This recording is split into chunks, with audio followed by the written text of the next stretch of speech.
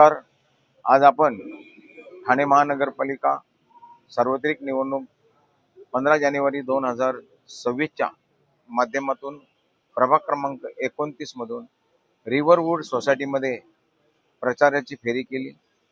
त्यामध्ये संस्थेतील अनेक पदाधिकारी, अध्यक्ष, उपाध्यक्ष, सचिव आणि संस्थेचे सर्व भागधारक आणि संस्थेचे सर्व फ्लॅटधारक आणि नागरिक मतदार उपस्थित होते।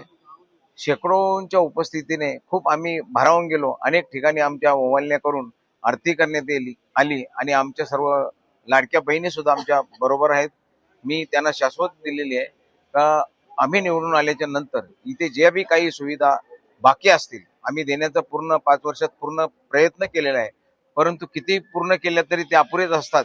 परंतु ज्या राहिलेल्या अपुऱ्या सुविधा आहेत त्या पूर्ण करण्यासाठी आम्ही 3 नगरसेवक कटिबद्ध राहू।